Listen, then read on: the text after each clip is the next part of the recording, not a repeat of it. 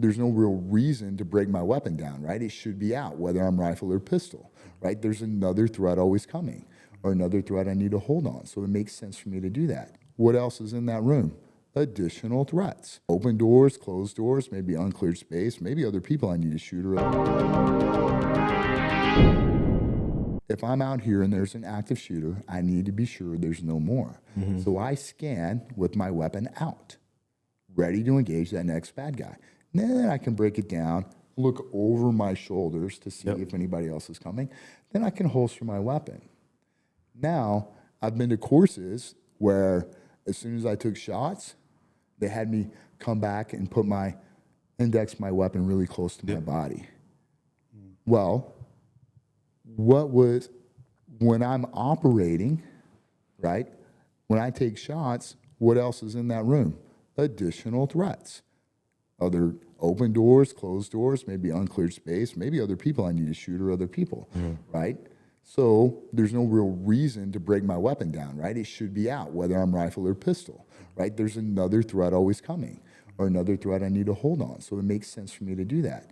Now, if I'm doing more type spy work, right? Well, I don't want to look like James Bond that they live in the alleyway, right? Scanning with the pistol out, right? So if some cop or off-duty cop sees that, well, now I look like somebody who's, looking to shoot someone. So breaking that thing back down, getting it close to me, now checking, right? If somebody thinks they heard gunshots and they're looking over, right? Over their shoulder, well, they look down the alley, they don't see someone scanning with the weapon out, right? They just see somebody standing there, like almost looking like, oh, what was that noise? So these are just kind of things to think about from different courses, just looking at kind of their point of view. What are they trying to teach you? I went to one shooting course. They taught me when I went to shoot and move to hold my pistol out like it was a wine glass, right? And I didn't want to spill the wine out of it. And when we walked, I was very upright. Well, this? No, you're still holding it in the normal position, but your posture is very straight and you're very upright.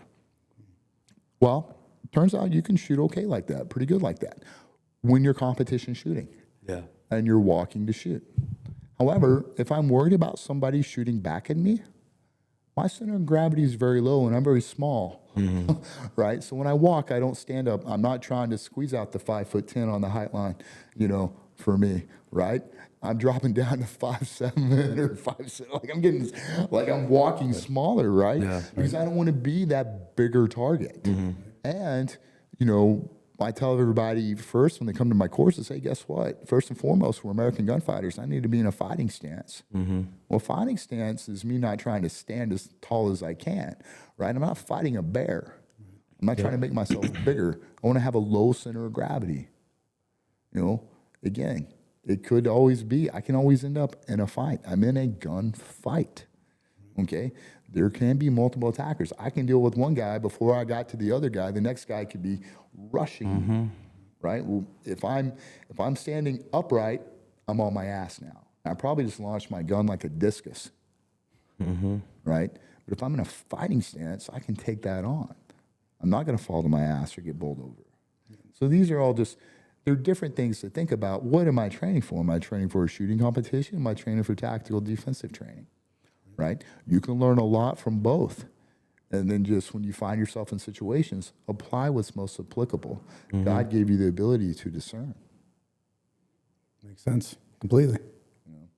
So I like when my students ask me those questions like that. I apply my own experiences to them, and I try not to poop on other instructors out there.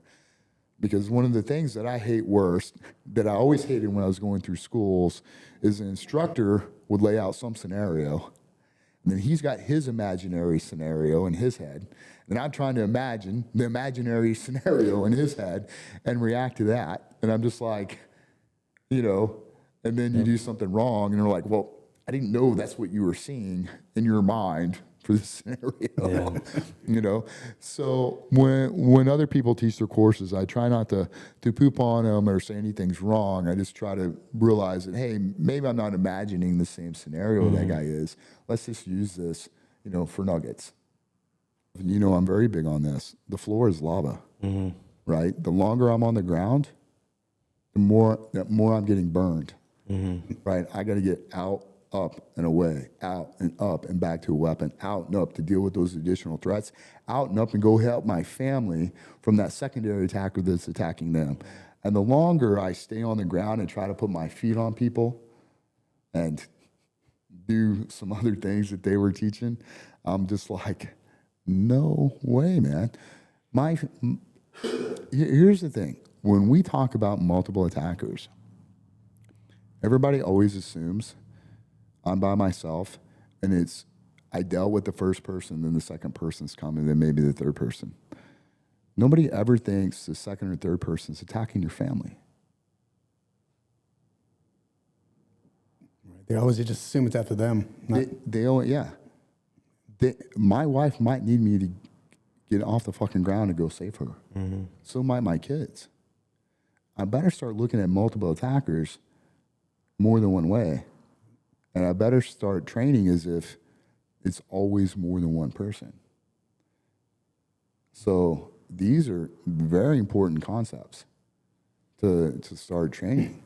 Like, my strength wasn't given to me just to save me, right? God gave us our strength as men so we can help protect others as well. And it might just be your wife and kids that need you to get your ass over there and save them. So, yeah, it's sobering, right, to think about. Yeah. But, no, I always appreciate questions like that. And when guys bring up other courses, and they're like, oh, this instructor told me this or this instructor told me that. And I'm just like, okay, well, do what I'm teaching you today. You do what makes the most sense to you in the situation you find yourself in, right? Yep. Because I'm not going to be there, and neither is that other guy. So what do you have to do? You got to self-rescue, man. Yep. Right? Yeah, be your own bodyguard, right? Right? You got to self-rescue. So that's kind of where I come in on that, and I just wanted to share that with our listeners. You know, you can gain knowledge and nuggets from everyone in every course. However, I do recommend you take mine. Me too. Hey guys, thank you for tuning in. Hope you enjoyed that video. Randy Rozzell is a 22-year retired Navy SEAL veteran, former chief. He brought us some great tips in that video. If you want more tips regarding the tactical space, self-defense, firearms, and things along those lines, remember to like, comment, and subscribe. You know, it costs nothing and it really helps us out bringing more great content like this. Thank you for watching.